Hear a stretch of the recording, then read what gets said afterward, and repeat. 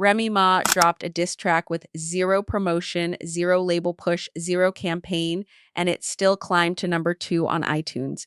Meanwhile, Papoose went on camera, looked dead into the lens, and said no engagement, no proposal, flat out firm, final. And then a photo surfaced of him still wearing Remy Ma's wedding ring. Not a new ring, not a style choice, the ring from their marriage, the one that was supposed to be ancient history.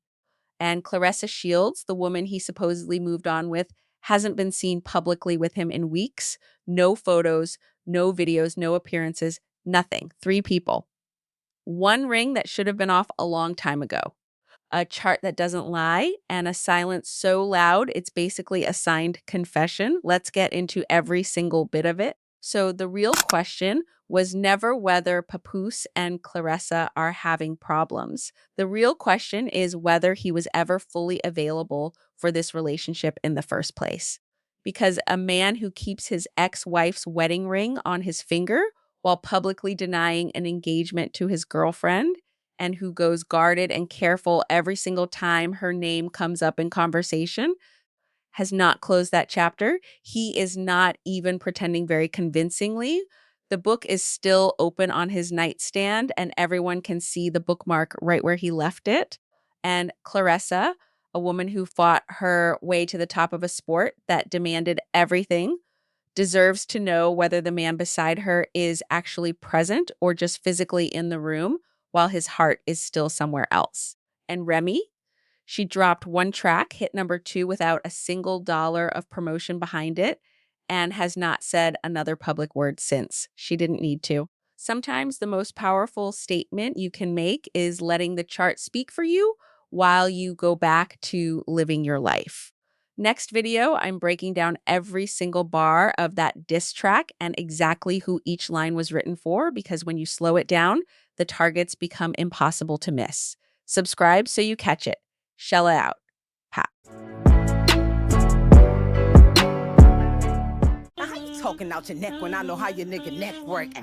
I know you really hate my guts, cause you bitches really ugly, can't make this up. They call me Slim Rim, but my weight is up. They telling me I should wait, nigga, wait for what? The weight is up. Look, it's time. So if you see me with it, bitch, it's mine. When these other bitches rap, it's always just rhymes. When I rap, bitch, it's always 10 dimes. Stop playing with me. I got these niggas in the jail really staying with me. I got these niggas in the streets really slaying with me. I got these niggas in the south really hanging with me. I got these niggas in the gangs really banging with me. And what you looking at my shoes for?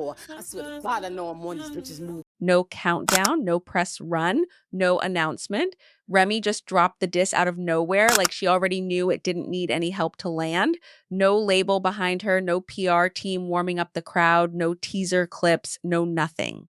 Just the track dropped cold in the middle of the week, like she was taking out the trash, and it landed hard. Within hours, it was everywhere. People weren't just streaming it, they were reacting, replaying, dissecting every single line like it was evidence in a court case. Comment sections blew up. Blogs couldn't keep up. Everybody had an opinion and everybody was sharing it. And then the numbers started rolling in, and numbers, unlike people, don't have favorites. They don't pick sides. They don't get influenced by narratives or PR. They simply reflect what happened, and what happened was this. The track climbed to number 2 on iTunes Hip Hop without a machine behind it, without a rollout, without anything except Remy and a pen that clearly belongs to nobody but her. And here's where it gets sharp. The same week her track was climbing, Papoose's big ghost writing claim was quietly crumbling, because the chart doesn't argue. It doesn't take sides. It just shows results. And the results had one name on them, and it was not Papoose. That's the first piece. Now, here's where it connects to Claressa. For months, Papoose had been online telling everyone he wrote most of Remy's lyrics, most of them. Said he had the proof, drafts, emails, documentation going back years. And for a while, people were listening, debating, giving him the benefit of the doubt. It was a bold claim and it got attention. But then Remy's track dropped and charted, and the internet asked the most brutal, most savage, most perfectly timed question of this entire situation. If Papoose is really that talented, if he really has that level of skill with words, then where exactly is that same level showing up in Claressa's music? No chart movement, no cultural moment, no viral reaction, no buzz that matches even a fraction of what just happened with Remy's release, nothing coming close. And suddenly his claim stopped being a flex and started being a liability he couldn't walk back because it forced everyone to look directly at Claressa's musical output and compare it in real time. And that comparison was not kind to anybody involved. The numbers told the story without anyone having to say a word.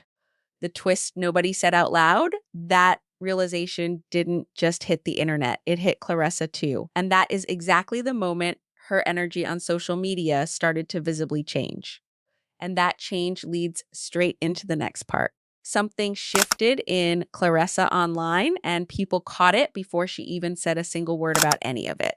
The bold, fearless, untouchable energy she always brings, the confidence that made her a legend in the ring, that made her walk into every space like she owned it. It just wasn't fully there anymore. She was still posting, still visible, still showing up on the timeline, but something underneath felt different, reserved, dimmed, like a version of herself with the volume turned all the way down. And the people who follow her closely felt it immediately, even before they could name exactly what it was. Then she posted a gym video. Punching bag, familiar setting, looked routine on the surface, but the comment section didn't buy it as just a workout for even 1 second. People were saying those punches had a specific target, that every hit was carrying weight she couldn't put into words publicly, that she was saying something without saying anything. And then someone pointed out her eyes, said she looked like a woman holding something in that she hasn't been given permission to release yet. Said the usual fire wasn't behind them the same way. And once that observation was in the air, everyone started seeing it too. And here's the twist that nobody actually said out loud. Claressa is someone who speaks her mind about everything, always, without hesitation. So when she goes this quiet and lets a punching bag do her talking, that silence is the loudest, most telling thing she has communicated in months.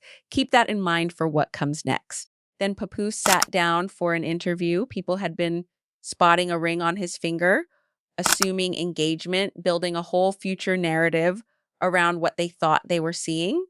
The next chapter, the new love story, everything locked in and official. He addressed it head on, no engagement, no proposal, done. But it wasn't the words alone that broke people. It was the delivery. It wasn't casual. It wasn't not yet or we'll see when the time is right. It was firm and final, like a door that wasn't just closed. It was locked from the inside, deadbolted, and the key was thrown into the ocean. And that created an immediate, deeply uncomfortable disconnect because Claressa had been publicly talking about wanting a future, wanting stability, wanting a family. She had put those feelings out there openly.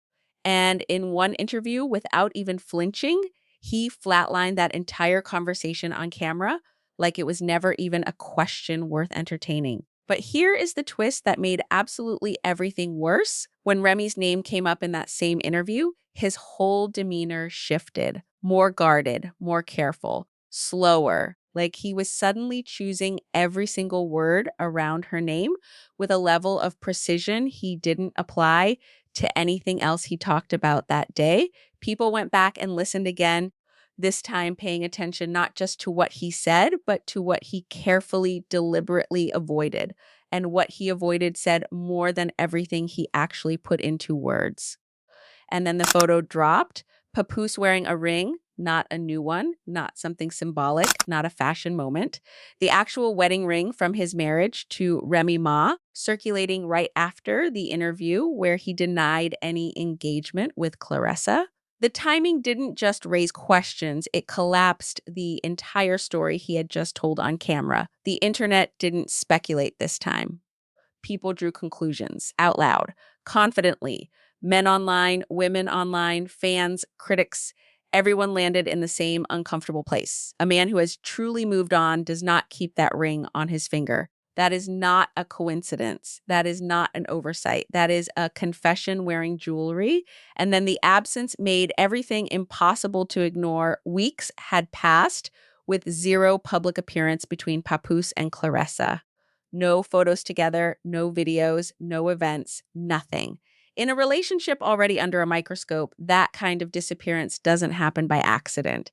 It happens when something has already quietly ended or is ending right now. Put every single piece together. Remy, charting and thriving, Papoose guarded around her name and still wearing her ring, Claressa quieter than anyone has ever seen her. And the picture is not complicated anymore. That's a man who never fully left, and two women who both know it. So the real question was never whether Papoose and Claressa are having problems. The real question is whether he was ever fully available for this relationship in the first place.